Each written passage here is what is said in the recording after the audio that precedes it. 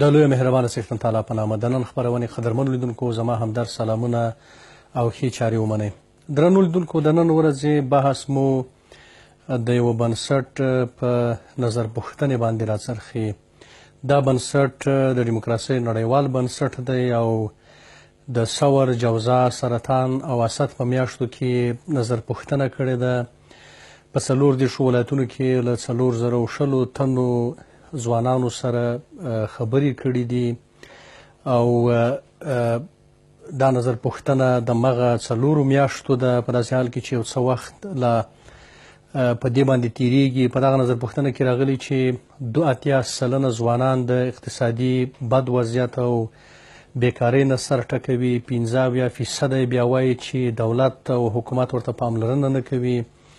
90% ځوانان له ولسمشر نه ناراضه دي او وایي چې ولسمشر په خپلو کارونو کې پاتې راغلی. همداراز 40% بیا د اجرایه رئیس له کړنو ناخوښه دي.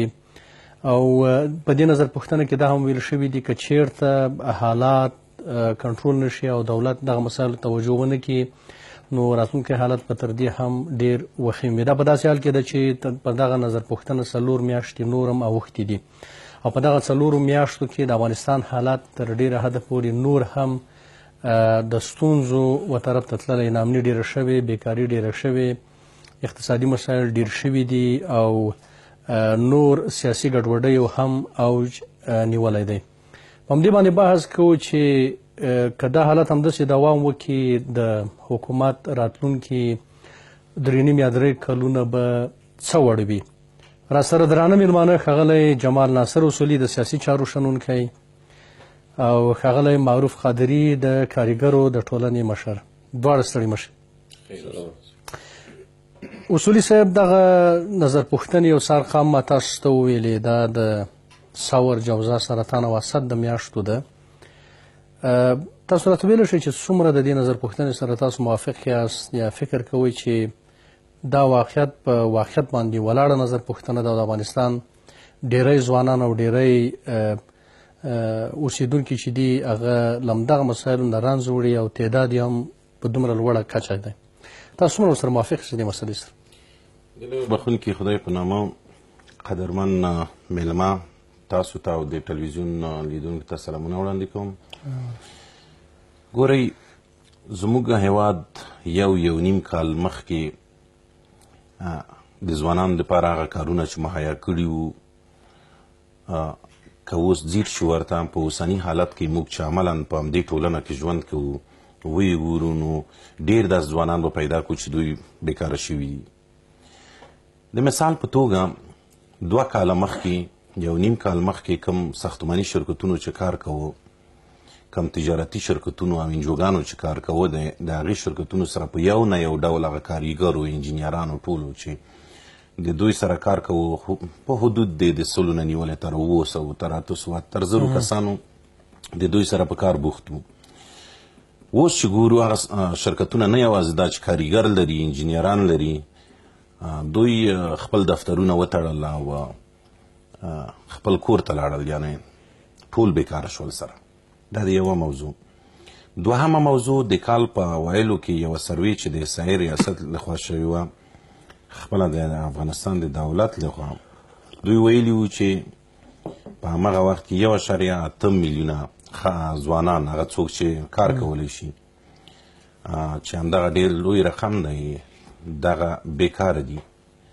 په څنګ کې ورسره چې یو کال مخکې بیکاري 25% وه، هغه تر 40 ځان پورته کړی و. همداشان که موږ تاسو په دومره واړه هیواد کې لکه افغانستان چې 10 میلیونه نفوس لري، موږ تاسو وګورو چې په دې 10 میلیون نفوس کې هغه ځوانان چې 2 میلیونه بیکاره وي، 3.5-4 میلیونه معتاد ولري. یعنې دا د معتادۍ موضوع هم دا هم یوه لویه ننګونه ده د افغانستان د حکومت او د ملت دپاره چې دا د ټولو ځوانانو هغه ځوانان چې کار کولی شي دوی له منځه وړی شي او دوی د ټولنې دپاره یو فاسده پدیده جوړولی شي. دا هم یعنې 4-3 میلیونه چې معتاد شي، 2 میلیونه بیکاره شي چې دغه د 6 میلیونه شول. په 6 میلیونو کې ماشومان موږ تاسو لرو چې په عمومي سروې یو خو راوړو. اصولي صاحب په مجموع کې د بیکارۍ مسله ده. یو دغه اقتصادي حالت دی، موږ ولې د سیاسي ګډوډۍ دی، نه جوړ جاړی دی د سیاسي مشرانو تر مابینځ، دغه ټول حالات دي. په مجموع کې د دغه نظر پوښتنې په اړه باندې ستاسو نظر څه دی؟ ورسره موافق یاست؟ فکر کوئ چې 82% ځوانان د بیکارۍ او د اقتصادي ستونزو سره لاس او ګریوان دي؟ زه راځم ستاسو سوال ته راتلم چې لږ رڼا مې پرې واچوله په همدې موضوع باندې. زما په نظر باندې دغه سروې چې شوې ده دا هم په کوم بنسټ باندې شوې ده. زما په نظر او زما په اند باندې دا سروې حقیقت را برسېره کړی دی چې موږ په دغه ټولنه کې وینو بدون د همدغه سروې چې د سروېګانې کې موږ په دې ټولنه کې یو هغه څوک چې پخوا یې کار کوه اوس بېکاره شوي دي. یعنی مخکې چې اشاره وکړه هغه شرکتونه انجوګانې ټول هغه چې ټولو خلکو ځوانانو ورسره کار کوي هغه ټول بیکاره شوي دي. دا سروې په یو حقیقت ولاړه ده. موږ د افغانستان د سیاسیونو ننګونې هم وینو چې په خپل منځ کې دوی لاس و ګریوان دي سره واکونه سره وویشل، د افغانستان د خلکو په رایو تجارت وکړه، دوی په خپل منځ کې اوس لاس و ګریوان په څوکیو دي سره، دوی یو بل نه پرېږدي چې پراخ قدم کېږدي. علت یې څه دی؟ علت یې همدغه دی چې دوی ونه شو کولی چې همدغه مشکل حل کړي په خپل منځ کې. که چیرې دوی خپل مشکل په خپل منځ کې سره حل کړی وای، ځوانانو هم کولی شول چې کار پیدا کړي او دوی باعث د دې ګرځېدل چې ځوانانو ته کار ورکړي. برعکس دوی د ځوانانو څخه کار واخیسته، دوی د افغانستان څخه تجاران وتښتول، دوی د افغانستان څخه پیسې وباسلې. یعنی هغه پانګونه چې تجارانو دلته کوله په د اوسني وضعیت کې چې امنیتي وضعیت موږ تاسو وینو په څه حالت کې دی، تجاران هیڅ وخت نه غواړي چې دلته پانګونه وکړي. کله چې پانګونه ونه شوه نو ځوانان د چا سره کار وکړي؟ ټول بیکاره دي. ډېره مننه جناب اصولي صاحب. ښاغلی قادري، دغه نظر پوښتنه چې د 4 میاشتو مخکې خبرې کوي، هغه وخت کې د 4,000 ځوانانو سره خبرې شوي دي. تاسو په څه اند یاست؟ تاسو د کارګرو د ټولنې مشر یاست، د افغانستان د کارګرو وضعیت په تاسو بهتره معلوموي. فکر کوئ چې په د اسد د میاشتې نه راوروسته، د زمري د میاشتې نه راوروسته تر اوسه حالات بهتره شوي که لا نور هم خراب شوي دي؟ بسم الله الرحمن الرحیم. سلام خدمت شما و اصولی صاحب و بینندگان عزیز. علیه السلام. قسمی که همگان در جریان قرار دارند، مدت قبل اشا فاوندیشن هم گزارشی را بر رسانه ها دادن و در حال حاضر هم نهاد جوانان گزارشی را پخش کردن. ما در جریان قرار داریم و میبینیم کارخانه ها را و کمپنی ها را و کسایی که بیکار میشن افزایش بیکاری از او روزها کرده، از فصل اول سال کرده به مراتب در این فصل بیشتر و بیشتر شده. یکی از نمونه‌های مثالش همی است که در حدود 200,000 جوان ما کشور ترک گفتن و رفتن به کشورهای اروپایی. در پهلوی ازو میبینیم همه روزه همگان میبینن که معتادین روز به روز افزایش پیدا میکنن. به علاوه که 3 میلیونی که ارقام داده وزارت صحت عامه افغانستان و این افساری هست. هر روز اگر یک معتاد یک نفر مصاب بسازه، شما ببینید که وضعیت به کجا روان هست. در پهلوی ازو تعدادی از معتادین که شفاخانه برشان در نظر گرفتن و یا را بردن که تداوی شوند و یا هم که تداوی میشن اولا هزینه بردار است. ما میگیم وقایه قبل از وقوع. وقایه ارزانتر و بهتر و آسانتر است نسبت به معالجه. وقتی که اینا را میبرن تداوی میکنن یک هزینه اوجه مصرف میشه و از تداوی هم که میان بیرون دوباره زمینه کار برشان نیست که یا برن مشغول به کار شوند و دوباره به این محیط ناسالم نرن و دوباره مصاب نشن. این یک مصرف فکر کنم بیجاواری هست. در پهلوی از شما میدانین که نتانستیم زمینه را برای کسایی که مهاجر بودن، در حدود 6 میلیون ما مهاجر داریم که خارج از وطن زندگی میکنن و اونا هم انتظار ازی هستند که ایجاد زمینه کار شود و به کشور خود برگردن. این 3 میلیون معتاد، 6 میلیون هم مهاجر، 200,000 هم در اواخر رفته بیرون و در اینجا هم این نظرسنجی که صورت گرفته، این میزان نارضایتی و بیکاری و فقر و زیر خط فقر قرار گرفتن هم ارقامش بالا رفته. شما میشه از اسرائیل مرکزی افغانستان بپرسین، روز به روز افزایش پیدا میکنه و میزان نارضایتی هم به این دلیل بیشتر شده، چون به مکلفیت‌های خود نتونست دولت عمل بکنه و مطابق اونمو وعده‌ای را که برای مردم کرده بودن ای است که روز به روز فاصله ایجاد شده. جناب خضری صاحب، وقتی که مسئولین دولت صحبت میکنه اونا خیلی خوشبین میباشه از کارکردهایی که اونا کردن یا پلانهایی که اونا زیر دست دارن. وقتی که صحبت میکنن مثلا پروژه تایپی هست، اونا گفته بودن که تا 20,000 برای جوان اینا کار پیدا میکنن. دیگه مسائل این پروژه در افغانستان اون کارهایشان آغاز شده، دیگه کارام این وحدت ملی، حکومت وحدت ملی اینا میگن که ما انجام دادین.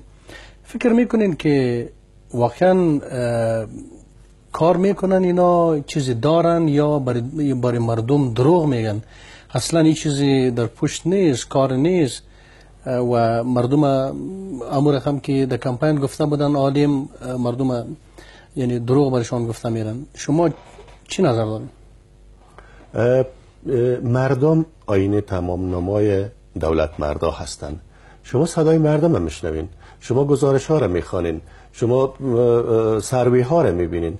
این است که پاسخ دولت مردای ما را اونا به شکل بسیار واضح گفتن. تشکر جناب خضری. هغه اصولی فکر کوي چې واقعا ملي وحدت حکومت دومره کمزور دی لکه څنګه چې قادری صاحب ویل چې معتادین په هغه کچه کې دي، زموږ مهاجرین په هغه کچه کې دي او دغه تازه مهاجرین چې موږ اروپا او نورو هیوادونو ته لرو هغوی هم په هغه کچه کې دي او ورځ تر بلې د بیکارۍ کچه زیاتیږي.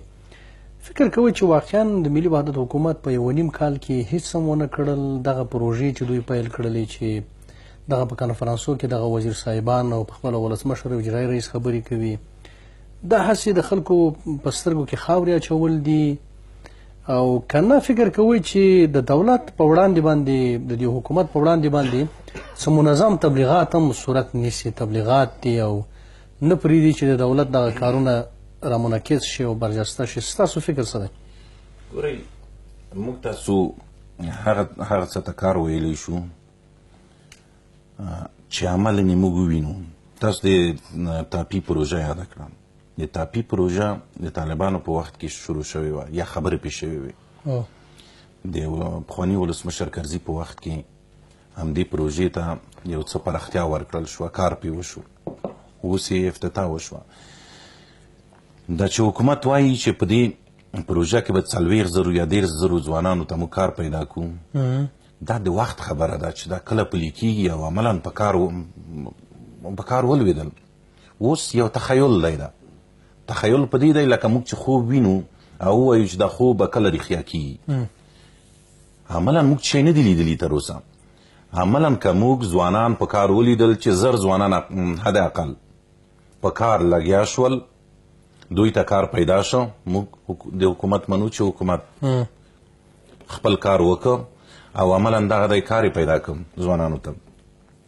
د خو دوی وایي، حکومت وایي اصولي صاحب چې خلک باید لږ ګزاره وکړي او 2-3 کاله موږ ته صبر وکړي، موږ بنسټیز کارونه کوو، اوږدمهالې پروژې تر لاس لاندې لرو.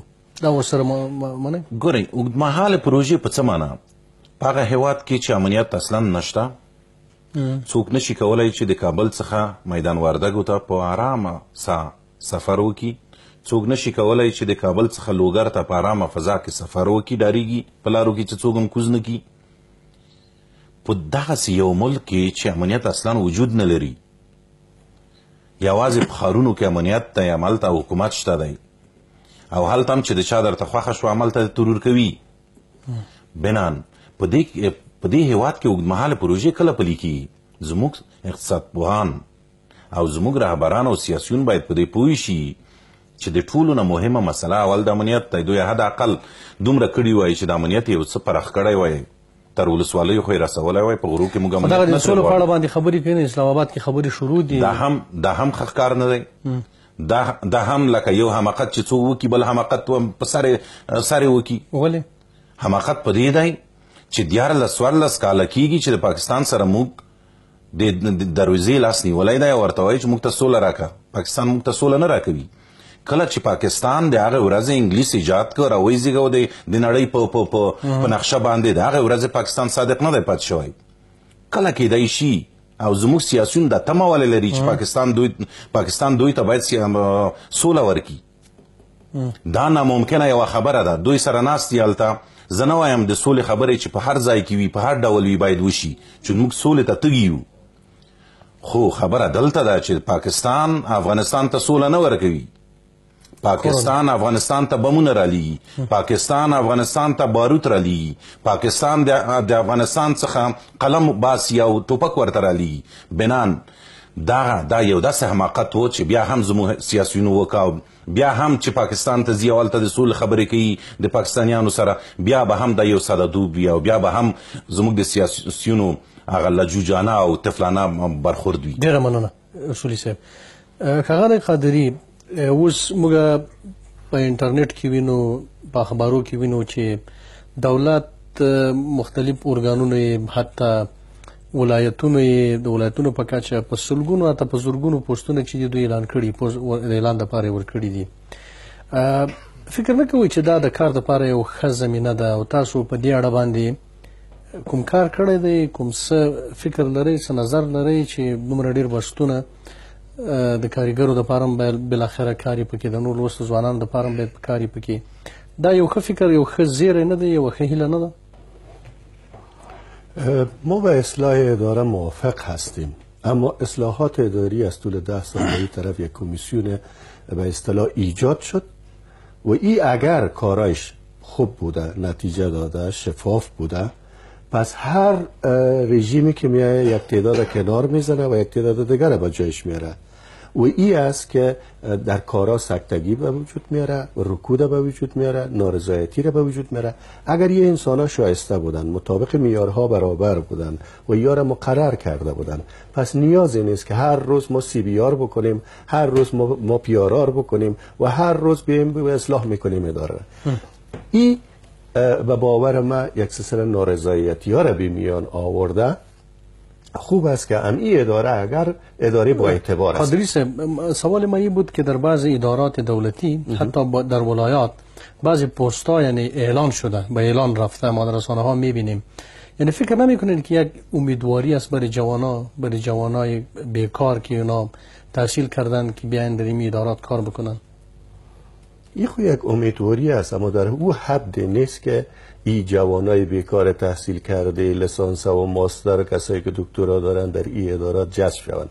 و بی‌باوری دیگه وجود داره که شفافیت پروسه را باورمند مردم نیستن و به این باور هستن که هر کسی که آمد اوجه 4 تا از مرتبطین یا دوستای خود در اوجه میرن، از شفافیتش مردم بی‌باور هستن. و در کنار ازی یک آدم از اینجا بیکار میشه و آدم دیگه مشغول به کار میشه. ببین، کار حق هر افغان است. ما در این اصلاح اداره موافق هستیم، اما به بیکاری موافق نیستیم. کسایی که از اینجا اگر شایستگی را نداره، واجد شرایط نیست.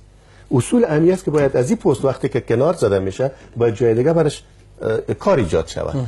اگر این آدم به خانه خود میره میشینه و ما دل خوش بکنیم که کسی دیگه در جایش نصب میشه، این ایجاد کار نیست و این را ما را امیدوار برای ازی نمیسازه. به این دلیل است که امروز خانم جوانای ما هم از لحاظ امنیتی، هم از لحاظ سیاسی، هم از لحاظ اقتصادی اینا بی باور شدن و روز به روز شما میبینین که جناب قادری صاحب، شما مسئول یک بخشی از کارگر هستین یا کسی که بیکار هستن از اونو بخش هستین. ولی ما هر روز میشینیم سر دولت انتخاب میکنیم. یعنی دولت در مجموع باید چی بکنه؟ حکومت به نظر شما چی باید بکنه که برای جوانا کار پیدا شود، برای مردم کار پیدا شود، رفاه در کشور بیاید، دیگه مسائل پیشرفت بکنه؟ فکرتان چی است که کدام کارها را به نظر شما یک دوسیه اینا انجام بده؟ در قدم اول اینا با کارهای بنیادی ما همیشه گفتیم که زیربناها را باید روش تمرکز بکنن و روی زیربناها. ببینید شما در حال حاضر ما برق از تاجیکستان، ترکمنستان، از کشورهای دیگه داریم. هر روزی هم خواستن رو قطع میکنن و روزانه چه مقدار پول از جیب افغانا میره به کشورهای آسیای میانه، در حالی که ما آوای وافر داریم و آوای ما در کشورهای همسایه ما اکثر سرازیر میشه مفت و رایگان. یکی از کارهای است. تا زمانی که ما برق نداشته باشیم، برق از کسی که ما را تمویل میکنه خارجی ها اونا برای ما پول نمیده که مثلا ما کارهای بنیادی بکنیم. پس چرا یه ارقام ها داده میشه که میلیاردها دلار برای افغانستان داده شده؟ خویی داده شده. خود داده شدن و اموجا داده شدن که خارجی ها میخوان که اون اموجا باید کار بکنن. ببینین یه در واقع خانه هستیم وقتی که برای ما میدن که موثریت نداشته باشه و بالای ما حساب شود ما نباید بپذیریم. ما باید سر کارهای بنیادی که امروز بعد از کاهش کمک ها ما شاید افزایش بیکاری نمی بودیم. در کنار ازو یک چیز دیگر هم من میخوام خدمت شما به عرض برسانم که کسایی که برای دولت ما مشوره میدن فکر کنم که برای مشورای بسیار معقول و خوب نمیدن. در حال حاضر ما یک نهاد هستیم، هر روز برآمدیم راهپیمایی کردیم، تظاهرات کردیم، به میدیا ششتیم، کار خواستیم، کار حق افغان است، باید اداره اصلاح شود، برای جوانان کار ایجاد شود، معتادین فلان فلان. اما در حال حاضر نو ارگانا تنها بالای ما تعیین کردن که دیگه ما صدای ما خفه شود. خود شما ببینید ما یک نهاد اجتماعی مستقل دموکراتیک انتخابی واحد بودجه‌ای دولت نه. ما کسی هستیم که به نمایندگی از کارمندا و کارگرای افغانستان به سازمان بین المللی کار همه ساله میریم نمایندگی میکنیم و حکومتداری خوبه در وجود به تمثیل میگیریم. عضو کنفدراسیون جهان هستیم. در حال حاضر سر اینیمی مسائلی که مقررات مرتبط به کار بوده که 10 سال عملی نشده ما با شرکای اجتماعی ما کار میکنیم. نو ارگان سر ما تعیین کردن که جایگاه حقوقی زیاده. 50 سال از ما سابقه داریم تا بالا کس خبر نداشت که جایگاه حقوقی ما چی هست. یعنی شما میگین که حکومت وحدت ملی نه تنهایی که برای مردم یعنی سهولت نآورد، کارهایشان درست نکردن، آسان نکردن، بلکه دیگه مشکلات هم برای بعضی نهادها که کار میکردن مشکل کردن. بله ما که دادخواهی میکنیم صدای ما را بلند کردیم و ما یک نهاد دموکراتیک یک ماه بعد ما کنگره داریم که از سطح افغانستان اعضای ما جمع میشه، نماینده‌های منتخب ما جمع. نو ارگان بالای ما آمده هر روز سوال میکنه تو چند داری، چند مصرف کردی، چند خوردی، از کجا کردی. برادر کسی که پول میده برای از او حساب ده هستی، کسی که تو را مقرر میکنه صلاحیت منفک کردن تو داره. ببین این باعث ما 150,000 عضو اقل عضویت داریم. اگر یا مربوط هر خانواده که از 5 نفر باشن شما 150 را ضرب بکنین چند میشه؟ یعنی میره آمدن که شما کارتان متوقف بکنین، ما جایگاه حقوقی شما را میبینیم. ما در حالی که عضویت کنفدراسیون جهان داریم، ما 50 سال سابقه داریم، اساسنامه ما ثبت و راجستر از جواز فعالیت داریم، یک نهاد ملی و بین المللی هستیم. تا هنوز نفهمیدید جایگاه حقوقی ما چیست. تشکر. این فاصله را ایجاد کرده. بالکل. خغلی اصولی دغه اوسنۍ کوم حالت چې راغلی دی موږ د 2014 کال نه مخکې د په هیواد کې 150,000 بهرني سرتیري درلودل، هغوی دلته پروژې درلودلې، په مختلفو برخو کې دلته خلکو کار ورسره کاوه. هغوی چې ووتل اوس تعداد 10,000 او 12,000 په شاوخوا کې دی. نو دغه هم ځینې خلک وایي چې ځینې مشکلات اقتصادي مسایل یې رامنځته کړي دي او نور هغه پروژې چې لا تر اوسه پورې بهرنیان په خپل لاس کې لري لا ځینو خلکو ته یې ورکړي دي، ځینې نور مسایل چې لا د پخوا نه راپاتې دي. څه فکر کوئ چې په دې اوسنیو مسایلو کې څومره بهرنیان هم دخیل دي، څومره هغوی پړه دي، څومره هغوی مسؤل دي په دغه مسایلو کې چې افغانستان ته اوس ورپېښ دي؟ ګورئ دا موضوع سمه ده زما په نظر باندې چون بهرنیانو دلته شتون درلود، د 100,000 څخه زیات و، د دوی سره افغانانو کار کوه. کله چې دوی ووتل همغه افغانان هم بیکاره شول، دا هم د بیکارۍ په کچه باندې یو تاثیر لري. دویمه موضوع یو مثال زه په کندهار کې د یوې د برق فابریکې درکوم. امریکایان جګ شول 350 میلیونه ډالر په کندهار کې د ډیزلو په جنراتورونو ولګولې. یو فابریکه د برق چې تولیدوي دغه یې جوړه کړه. په 350 میلیونو ډالرو کې که چیرې دا یو کال کار وکړي او خلکو ته برېښنا ورکړي نو باید 100 میلیونه ډالره په ډیزلو ورته مصرف کړي. دا فابریکه دوی اول د ځان دپاره جوړه کړې وه، وروسته یې د افغانستان حکومت ته وسپارله. خو ګورئ خبره چې شی ده د افغانستان حکومت 100 میلیونه ډالره د جنراتورونو د ډیزل دپاره لري؟ نه، بنان امریکایانو نه غوښتل چې په افغانستان کې بنسټیزه پروژې جوړې کړي. دوی د تل دپاره کوښښ کړی چې یو برمصرف مسایل ټول رامنځته کړي تر څو چې دوی په آینده کې د افغانستان ووځي او هغه پروژې کورودان. چې په همغه وخت کې دوی ته په کار وي بیا د افغانستان حکومت یا خلکو ته په درد ونه خوري. ډیره مننه جناب اصولي صاحب، ښاغلی قادري صاحب چې راغلی موږ سره په دې خپرونه کې بحث وکړ. کورودان. قدرمن لیدونکو تر بلې خپرونې مو لوی علامل.